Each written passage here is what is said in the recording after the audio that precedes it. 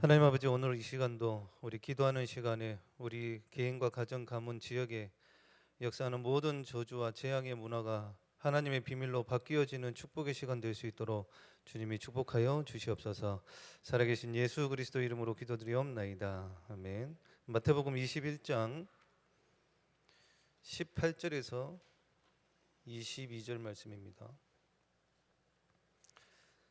마태복음 21장 18절에서 22절 말씀, 다 같이 한 목소리로 합독하시겠습니다. 이른 아침에 성으로 들어오실 때에 시장하신지라 길가에서 한 무화과 나무를 보시고 그리로 가사 잎사귀 밖에 아무것도 찾지 못하시고 나무에게 이르시되 이제부터 영원토록 내가 열매를 맺지 못하리라 하시니 무화과 나무가 곧 마른지라. 제자들이 보고 이상히 여겨 이르되 무화과 나무가 어찌하여 곧 말랐나이까. 예수께서 대답하여 이르시되 내가 진실로 너희에게 이르노니 만일 너희가 믿음이 있고 의심하지 아니하면 이 무화과 나무에게서 된 일이나 이 산더러 들려 바다에 던져지라 하여도 될 것이요 너희가 기도할 때에 무엇이든지 믿고 구하는 것은 다 받으리라 하시니라. 아멘. 오늘 무화과 나무 비유 말씀하시기 전에 그 앞절에 보면 예수님께서 성전을 깨끗하게 하십니다. 장사하는 사람들을 내쫓으시고 상을 엎으시고 막 이런 일을 하시거든요. 근데 제가 이번 주 다락방을 하는데 8개월 만에 예수님을 영접하신 분이에요. 아주 똑똑하신 분인데 이제 저희 성전 건축에 대해서 이렇게 쭉 설명을 하니까 그런 말씀을 하세요. 드문 교회이군요. 이렇게 얘기를 하시더라고요. 그러니까 이제 많은 교회들이 지금 다른 것들을 하고 있는데 우리 교회는 이제 이런 것들을 한다고 말씀을 드리니까 드문 교회군요 이렇게 하시더라고요. 그래서 이 성전 건축이 뭔지 성도님들이 먼저 알고 기도하시고 참여하셔야 됩니다. 근데 이 성전 안에서 예수님이 상을 엎으시고 청소를 하시는데 그 안에 성전 안에 있던 사람들이 나오는데 성경에 보니까 맹인과 저는 자들이 성전에서 나왔다고 했어요. 그러니까 교회에 다님에도 불구하고 영적으로 깜깜한 거예요. 그리고 영적으로 신앙생활도 절름발이 신앙생활을 하는 거죠. 그 사람들이 성전에 나와서 예수님께 고침을 받습니다. 쉽게 말하면 복음을 모를 뿐만 아니라 많은 사람들이 주신 복음을 누리지를 못해요. 세 가지를 인정을 해야 이 복음이 누려집니다. 그 첫 번째가 지금도 사단은 활동합니다. 대부분 엘리트 분들이 이 사단에 대해서 인정하지를 않죠. 근데 성경에는 지금도 그리고 마지막 때까지도 활동한다고 되어 있거든요. 이 사단한테 자꾸 속으니까 복음을 누리지를 못해요. 이 사단에 대해서 인정을 해야 그리스도가 필요한 것을 알게 됩니다. 그리고 이 사단에 대해서 인지를 해야 영적으로 민감해져요. 둔해지지 않는 거죠. 그래야 보입니다. 누가? 사람이 보여요. 아, 사람들이 이렇게 사단에게 묶여서 멸망당하고 있구나. 그제서야 보인다니까요. 그래야 전도가 무엇인지 알게 됩니다. 대부분 복음을 못 누리는 것 중에 믿는 분들도 물질에 대해서 많이 속아요.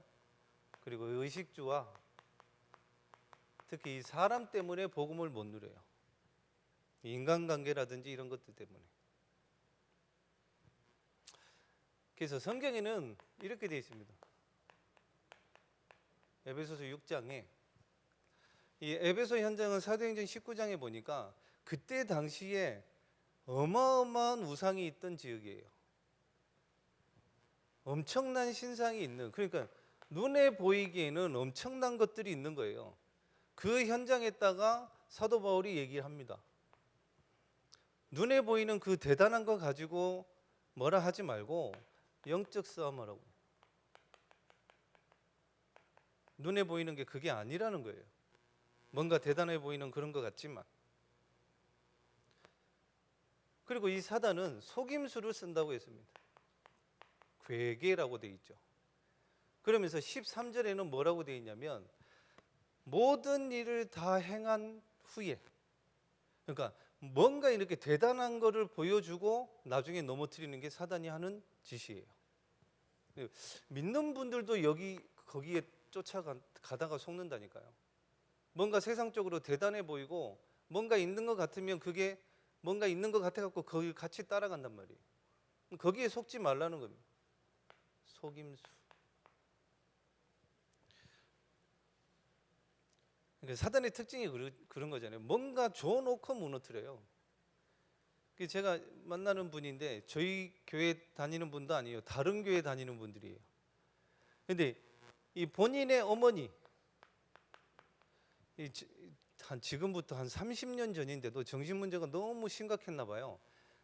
그러니까 이분의 아버지한테 이 어머니가 이 물이라든지 밥 이런 데다 독약을 타요. 죽으라고. 그러면서 칼도 들고 찌른다고 이 정도까지 와버린 거예요. 이분 어머니가. 그게 어쩔 수 없이 이혼하고 이분은 고아원으로 가게 됩니다. 고아원으로 가서 지내다가 초등학교 5학년 때 이 할머니가 이 손녀가 너무 불쌍하니까 아버지가 재혼한 집으로 다시 보내요. 초등학교 5학년 때. 이제 그러고 살다가 이제 지금 남편하고 결혼을 하는데 남편 집은 이 시어머니가 거의 반무속인이고 그리고 이 남편의 형이 태어난 지 8개월 만에 죽어버립니다. 그리고 둘째 형은 군대에 가가지고 그거는 조금 어이가 없대요. 한참 전이니까요. 맛있는 거를 먹으려고 그 동료하고 같이 타령을 해서 맛있는 거를 먹고 들어와서 걸린 거예요. 그래서 엄청 두드려 맞고 의가사 제대로 시키고 나와서 술로 살다가 술 때문에 죽어버렸대요. 그러니까 이 남편의 형님 두 분이 그렇게 가버리고 밑에 누님의 남편은 이제 공사 현장에서 추락사 해갖고 죽어버리고 밑에 두 번째 누님은 이혼해서 지금 혼자 살고 있고 보니까 집안이 엉망진창이에요.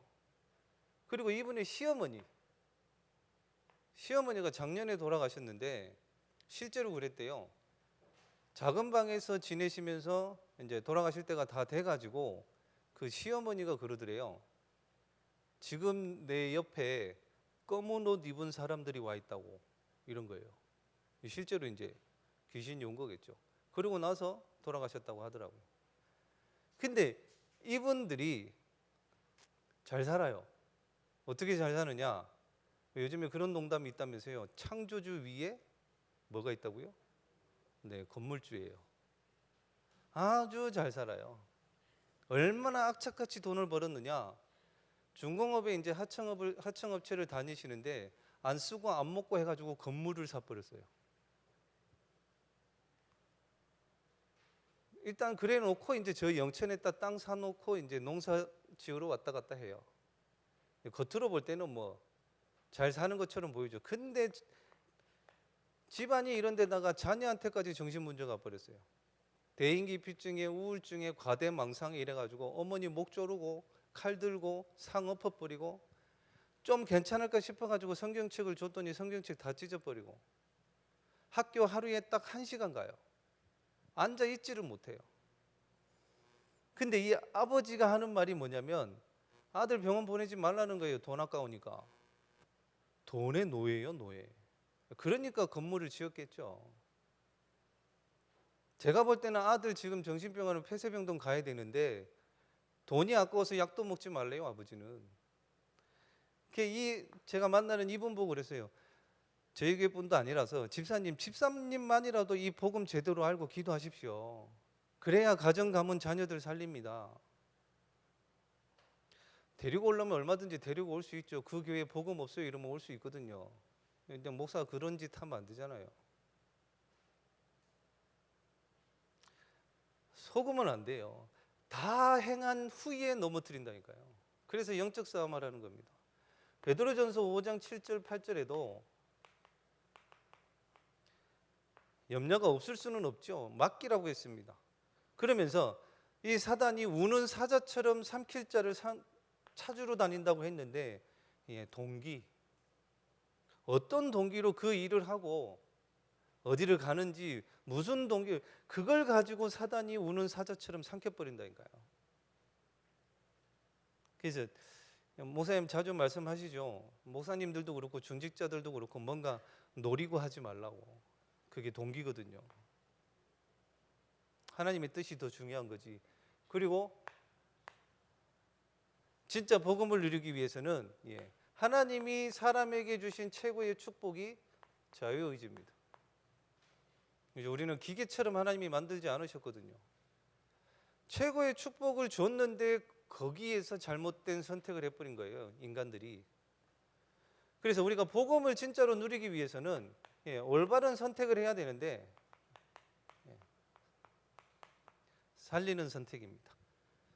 그래서 이게 필요해요. 멈추는 시간. 우리는 말도 함부로 해버리고요. 중요한 일인데도 그냥 막 해버려요. 그냥. 그래놓고 나중에 안 되면 뭐 어쩔 수 없지 이런 식이래요.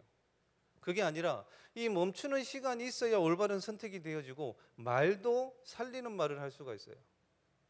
조금만 가지셔도 됩니다. 왜 이런 살리는 선택이 안 되느냐? 갈라디아서 6장 7절. 그렇게 심은 거예요, 우리가. 왜 내가 안 되고 자꾸 불신앙이 오고 염려가 되고 걱정이 되느냐? 내가 그렇게 심은 거예요. 그래서 갈라디아서 6장 7절에 그러잖아요. 스스로를 속이지 마라. 우리는 자꾸 핑계대거든요. 사람과 상황들 이런 걸 자꾸 핑계대요. 그게 아니라 내가 그렇게 심은 거예요. 그래서 이 멈추는 시간을 통해서 자꾸 살리는 선택을 하셔야 돼요. 나 자신도 그렇고 우리 현장과 사람도 그렇고. 왜냐하면 7절에 나와 있어요. 심은 대로 거둔다고 되어 있거든요.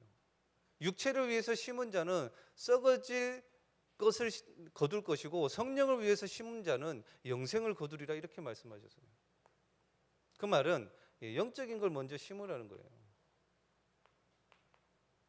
그래야 복음을 누릴 수 있습니다. 안 그러면요 늘 육신적인 걸로 흔들려요. 그러면서 복음을 누리기 위해서는 우리의 힘이 아니라 성령의 역사를 체험하셔야 돼요. 성령의 역사를 체험하시려면 딱 말씀대로 하셔야 됩니다. 우리의 어떤 그런 경험이나 기준들 없이 지금 나오는 말씀대로 행하시면 돼요. 요즘에 제일 많이 나오는 말씀이 분석해라 나의 현장. 어떤 분들이 그러더라고요. 목사님 옛날에 다 해봤는데요. 그건 옛날 현장이고요. 지금 현장 가보시면 또 바뀌어 있어요. 그래서 지금 말씀 나오는 거 그대로 해보시는 거예요. 저도 이제 목사님 말씀 나와서 저는 북구 가서 이제 가자마자 분석은 시작을 했는데 중간에 코로나 때문에 쉬다가 이제 다시 메시지 나와서 전도사님하고 같이 이렇게 돌고 있습니다. 일주일에 두세 번, 뭐 진짜 시간 없으면 한 번 해가지고 한 두세 시간씩 이렇게 분석을 하고 이제 체크도 하고 이렇게 해요. 북구에는 저도 분석을 하면서 처음 해봤는데 북구에는 새로 지은 아파트 단지도 많지만 중간중간에 이 논밭 이런 게 너무 많아요. 그래가지고 분석하러 가면서 막 논두렁 지나다니고 막 이래요. 그럴 것도 체크를 하고 뭐 축사 이런데 막 소 키우는데 그 똥냄새 나는데 막 지나다니고 이러거든요. 그러면서 놀란 게 뭐였냐면요. 요 분석을 하다 보면 일단 그냥 하지는 않잖아요. 내가 사는 지역이라든지 내가 만나는 사람, 내가 있는 현장을 분석을 해보는 거예요. 그러면 가장 먼저 오는 게 흑암이 꺾여지는 것을 확인해요. 저희도 이제 북구 지역을 이렇게 하다 보니까 뭐 한 4년 만에 5년 만에 예배 오시는 분이 계셔요. 그러니까 낙심된 분들이 돌아오는 거예요. 그리고 하나님이 사람을 보냅니다. 지난주에 청년 한 명하고 이 랩넌트 한 명이 왔는데 저희가 지난주에 송정 지역에 새로 지은 주택단지가 있어요. 아파트 말고 주택, 저 강 쪽으로. 거기에 있는 송정 주택에 있는 랩넌트하고 청년이 왔어요. 그 송정 지역 분석을 딱 끝내고 나서 그 지역에 있는 분들이 온 거예요. 실제로 하나님이 보내시는 거예요. 그걸 보고 성령의 역사라고 합니다. 저희들은 한 게 없어요. 돌면서 그냥 기도한 것밖에. 그래야 복음을 누릴 수가 있습니다. 이거 한 번만 체험해도 되거든요. 그러면 안 흔들려요. 자, 1부 때 무화과 나무 비유에 대해서 말씀을 하셨는데요.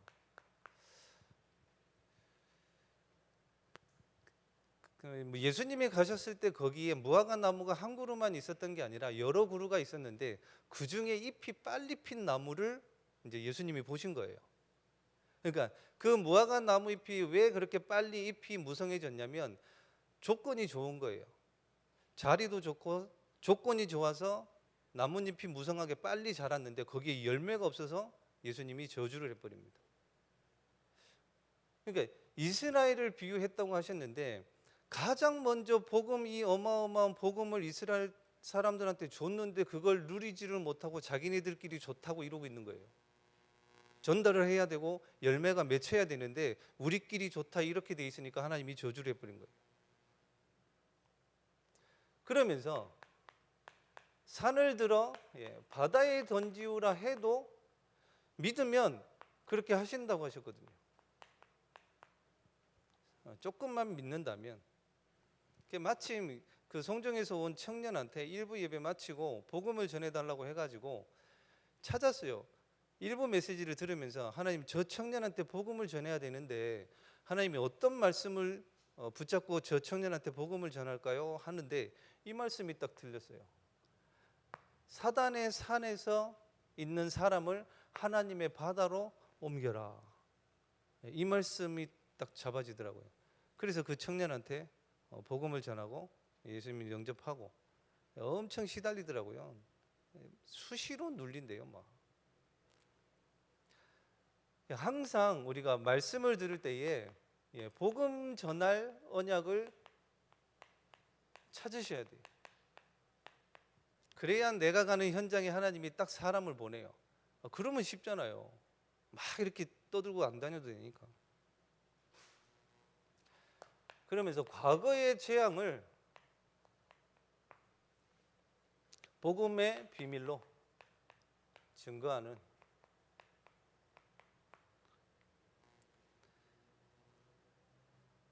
이 재앙 속에 들어있는 하나님의 비밀이 있어요. 실제로 저는 이제 자주 말씀드렸지만 교회 열심히 다니고 망한 집안이었거든요. 주변에 있는 사람들이 그랬어요. 저희 집 보고 재앙 맞은 집이라고. 아버지 사고로 돌아가시고 어머니 뇌출혈로 쓰러지셔서 돌아가시고 한 해에 그냥 두 분이 다 돌아가셔 버렸으니까요. 그런데다가 저도 망하고 저희 형제들도 다 그랬어요. 누가 봐도 재앙 맞은 집이었어요. 아무것도 안 돼요. 제가 이제 복음을 받고 나서 무슨 생각이 들었냐면 하나님 이렇게까지 해야 됩니까? 이런 생각이 들었어요. 부모님 다 불러가고 저 다 망하고 형제들 다 망해서 그렇게 해놓고 저를 불렀으니까요. 하나님 이렇게까지 하셔야 됩니까? 근데 나중에 바뀐 게 뭐였냐면 지금 그분들한테 복음 전하고 있으니까요. 우리가 생각할 때는 재앙이었는데 그 속에 하나님의 비밀이 들어있어요. 그러면서 그 아버지 이제 사고로 돌아가시고 나서 그 보상금을 받았거든요. 28년 전에 한 1억 7천 정도 됐었어요. 그 보상금을 가지고 이제 집을 산 거죠. 어머니가 집을 사고 어머니 명의로 이제 집을 해놨는데 뭔가 좀 아셨나 봐요. 이제 그 집을 제 이름으로 해놓고 이제 저희 형님한테 대출을 5천만 원 받아서 형님은 사업할 수 있도록 그렇게 해라고 저한테 말씀을 하셨거든요. 근데 저는 그때 뭐 그런 개념 자체도 없고 너무 어려가지고 몰랐는데 나중에 저희 큰 누님하고 형님이 이 집을 팔아가지고 두 분이서 나눠서 쓴 거예요. 이제 저하고 저희 작은 누님하고 제 동생은 전혀 이제 돈도 한 푼도 못 받은 거죠. 그 사실을 제가 나중에 알고 서울에서 저희 큰 누님한테 찾아갔어요. 큰 매형한테 찾아가가지고 술 이만큼 먹고 이제 맨정신으로는 못 가겠더라고요. 저는 그런 거 못해서 술 이빠이 먹고 가가지고 큰명한테 그랬어요. 돈 내놔라. 그때 그 판돈 그 돈 내놔라 이랬어요. 왜냐하면 너무 망해가지고 아무것도 할 수 없는 상황이 돼버렸거든요. 뭘 해도 안 돼요. 그래서 저희 큰매형이 그때 제 사주도 봐주고 그랬거든요. 하도 안 되니까 그 사주에 뭐가 나왔냐면 이 사람은 가르치는 일을 해야 된다 이래가지고 그때 진짜 그랬다니까. 아, 선생이라도 선생해볼까? 아니면 교수해볼까? 이랬다니까요. 너무 안 되니까. 가가지고 큰매형한테 가서 그렇게 깽판 치고 나중에 돈을 안 줘서 저희 매형이 끌고 다니는 업을 차가 있었어요. 저희 큰매형이 굴비를 했거든요. 이제 그 굴비를 왔다 갔다 하는 냉동 탑차가 있었어요. 제가 부산에 내려올 때 그 큰매형 냉동 탑차를 뺏어 가지고 내려왔어요. 돈 안 주면 그 차 안 준다고. 얼마나 독하게 했는데요. 저도 내놔라 그거예요. 그 돈. 나중에 복음 깨닫고 차 주고 무슨 생각까지 들었냐면요. 그분들의 돈 필요 없다. 하나님이 주시면 되는 거 아니냐. 이 생각이 들더라고요. 그러고 났더니 나중에 저 결혼할 때 그분들이 이렇게 돈 다 모아가지고 저 집 구할 돈을 이렇게 주시더라고요. 그러면서 그분들에게 복음을 전하는데 오늘 생각해 보니까 저희 형제들 중에 두 분한테 복음을 전하고 예수님을 영접을 했어요. 그게 누구냐면 그 큰 누님하고 그 형이에요. 그 돈 나눠 쓰셨던 그 두 분. 과거가 재앙이 아니라 그 속에 하나님의 비밀이 숨겨져 있어요.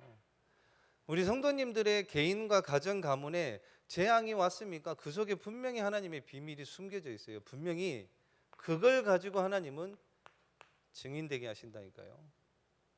믿으시기 바랍니다. 예. 그리고 오늘의 시급한 것을 해결하라고 했는데 이런 거예요. 시작이 중요합니다. 당연한 것부터 하면 돼요. 당연한 거. 막 머리 안 굴려도 됩니다. 시작을 당연한 것부터. 제가 북구지교회당 가면서 뭐 했냐면 아무것도 모르겠더라고요. 지교회당을 해본 적도 없고. 그래서 했던 게 사모늘입니다. 이거 하니까 하나님이 사람을 보내요. 그냥 진짜로 보내요. 그거는 오는 분들한테 복음은 전할 수 있으니까 요거를 했어요. 그리고 이제 제가 먼저 보여드렸죠. 우리 성도님들한테. 그래서 그 중에서 또 전도하시겠다는 분들이 계셔서 불렀어요. 불러가지고 사모늘 제자 노트를 같이 했어요. 지금 한 3년째 하고 있는데 중간에 코로나 때문에 1년 가까이는 빠지고 이분들이 지금 복음을 전하고 예수님을 영접을 하고 다락방을 처음 해봐요. 이거 하면서 본인도 놀래요. 한 번도 다락방을 해본 적도 없는데 영접도 처음 되어지고 다락방도 처음 해보신 거예요. 그 제자 모임을 지금 합니다. 2명, 3명 한번 해보세요. 팀 구성하셔가지고 제자 모임. 저희들도 지금 벌금 하거든요. 일단 제일 벌금이 센 게 뭐냐면 일주일에 한 명한테 복음 제시 안 하면 10,000원이에요. 우리 교회 전도사님은 벌금을 제일 많이 냈어요. 네, 좀 많이 냈어요. 왜냐면 복음 제시 안 하면 10,000원이거든요. 저도 냈어요. 한 번. 깜빡하고 그냥 지나가 버렸거든요. 그리고 그렇게 했더니 이제 두 번째 팀이 모여졌어요. 우리 여전도에 계신 회장님하고 한 분 더. 이래가지고 지금 하고 있는 분들 말고 이분들 따로 이렇게 모임을 하려고 해요. 해보면요 재밌어요. 그 포럼을 하면서 치유돼요. 그분들도 치유되어지고 저도 그 다음 뭘 해야 될지를 알게 되겠더라고요. 그리고 가장 기본적인 거 있습니다. 뭐 대단한 거 하는 게 아니라 뭐부터 했냐면요 예배부터 똑바로 드렸어요. 예배 때 다 주시는데 놓치는 게 너무 많다는 걸 알았거든요. 가장 기본적인 거. 그리고 세계복음화를 준비하라고 했습니다. 다시 말해서 그릇 준비하라는 거죠. 저도 계속 말씀을 드리는데 랩런트들이든지 누구한테 제발 237 좀 합시다 그래요. 나밖에 몰라요, 사람들이. 237이 안 돼요. 내가 기분 나쁘면 나쁜 거고 내가 좋으면 좋은 거라. 그러면서 늘 서운하다, 섭섭하다. 예를 들면 지금 기공 예배를 드리잖아요. 거기서 참여 못 하실 수도 있어요, 그죠? 그게 서운합니까? 더 기도 많이 하시면 되죠. 나중에 어차피 갈 건데 그게 왜 서운해요? 늘 말씀드리죠. 그 마귀 중에 써민 마귀가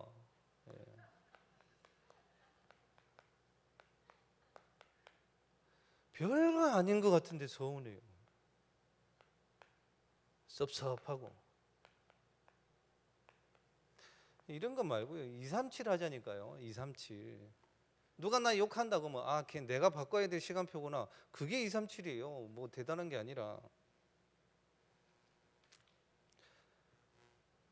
그리고 두 번째 2부 때 우리의 자세에 대해서 말씀하셨는데 예레미야 33장에 예레미야가 시위대 뜰에 갇혀 있었습니다.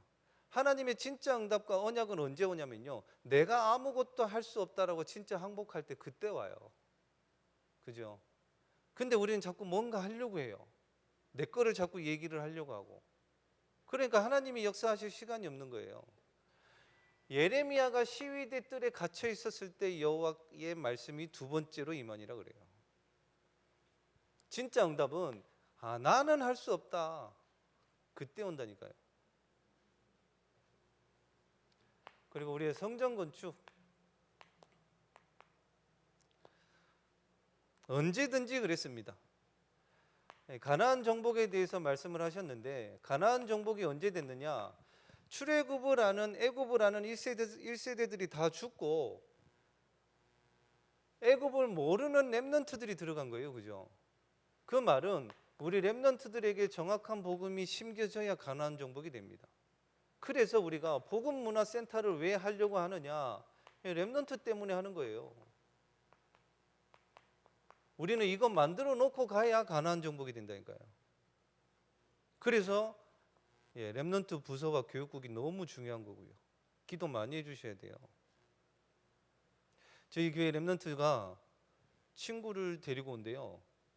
근데 어떻게 해서 오냐면 우리 교회 렘넌트 친구가 아이돌을 너무 좋아해요. 남자 아이돌 그룹을. 근데 그 아이돌 그룹에 있는 남자애가 교회를 다닌대요. 그래서 교회가 도대체 어떤 곳이냐 그게 궁금해서 온대요. 그게 문화예요. 그렇게 와서 복음 받으면 감사하죠. 그래서 우리가 복음 문화 센터를 하려고 하는 이유가 우리 렘넌트들 때문에 그런 거예요. 그리고 제일 중요한 언제든지 그랬습니다. 사도행전 12장에도 보면요.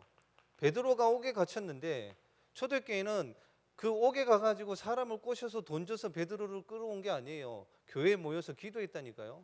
어떻게? 원네스 되어져서. 다른 말을 한 게 아니에요. 성전 건축도 마찬가지입니다. 절대 불가능한데 이 현장에 묶여있고 갇혀있던 이 베드로가 나왔어요. 저희 교회도 마찬가지잖아요. 이번 건축할 때 돈이 모자랐죠. 5억이나. 근데 하나님은 다른 방법으로 역사하셨어요. 그게 원네스예요. 절대 불가능한데. 그리고 더 중요한 거는 여호수아 3장 3절에 3장 4절에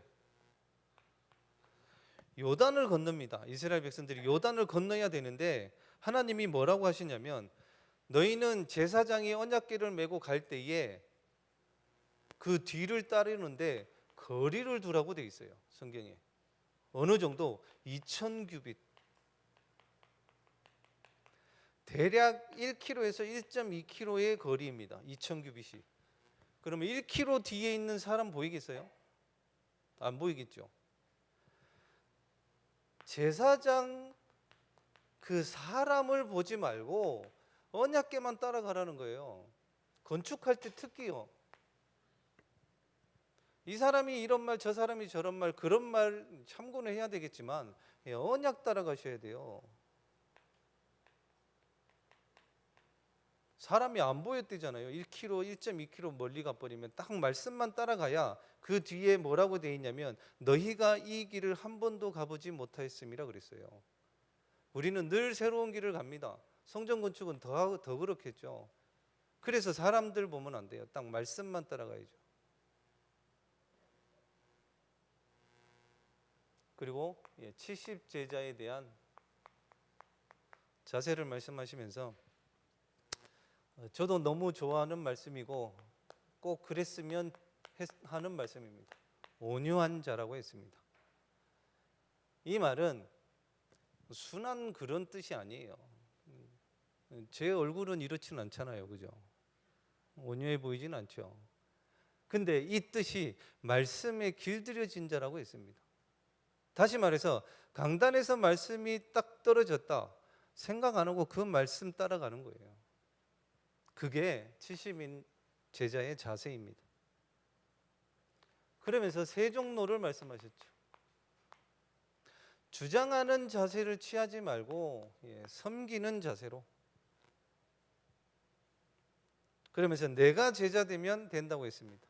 십자가를 먼저 지라고 했죠. 문제가 보이면 그 일을 내가 해결해야 되겠다라고 진짜로 믿고 행하는 일. 성경에 나와 있습니다. 디모데후서 2장 1절에서 7절. 수고하는 농부가 먼저 받는 게 당연하다고 했어요. 그죠? 내가 일을 많이 하고 그래서 힘들고 그게 아니라 하나님이 먼저 맡기신 데에는 이유가 있는 거예요. 나중에 분명히 그대로 응답이 옵니다. 3부.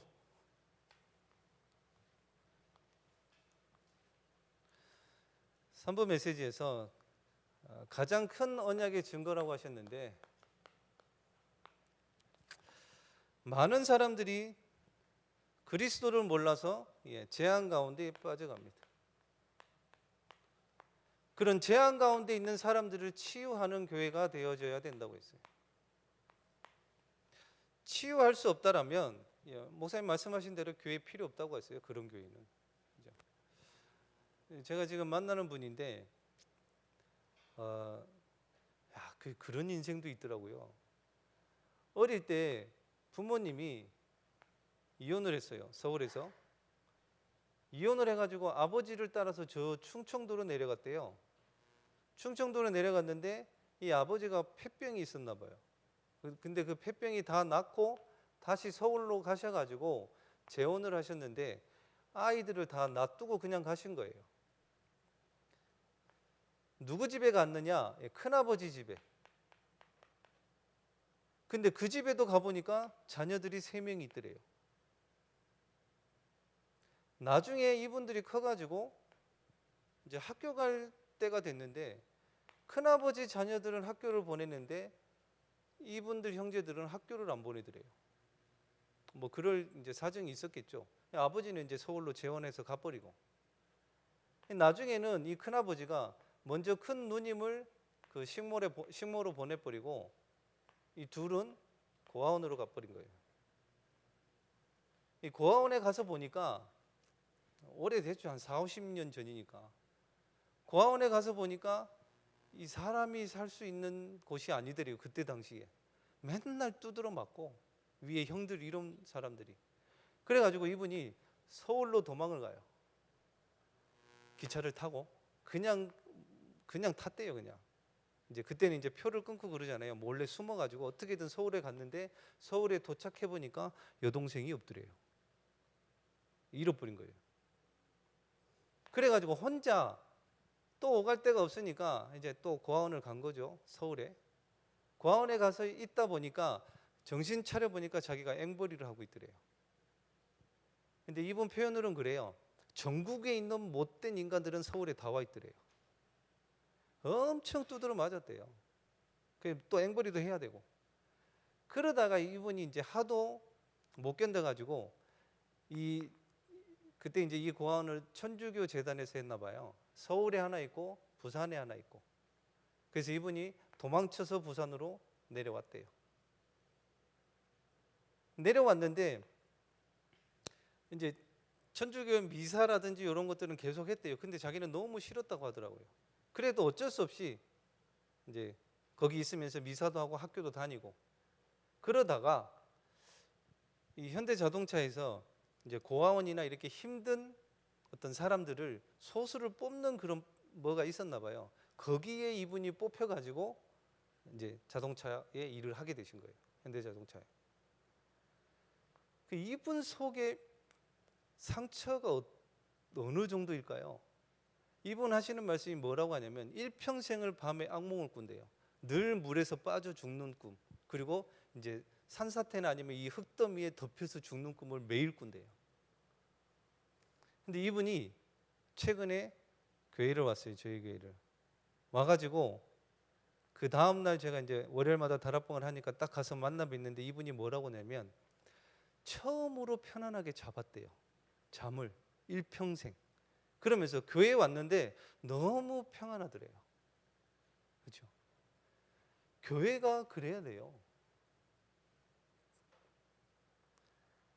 자, 이 그리스도가 필요한 것을 안 사람들이 성경에 120명이 알아들었습니다. 감람산 마가다락방, 갈보리산 감람산 마가다락방의 언약을 찾은 사람들. 그래야 올바른 치유가 되어지겠죠. 이 언약을 안 사도 바울. 그런 생각이 들더라고요. 사도 바울은 그래서요. 자랑할 것을 자랑했고 자랑하지 말아야 될 것은 자랑을 안 했어요. 그죠? 근데 내가 자랑할 것 딱 하나 있다 그랬습니다. 뭐라고 그랬냐면 연약한 것을 자랑한다고 그랬습니다. 왜냐? 그때에 하나님이 강함을 주셨다는 거예요. 자랑할 것을 자랑하고 자랑하지 말 것을 자랑하지 않으면 역사 일어납니다.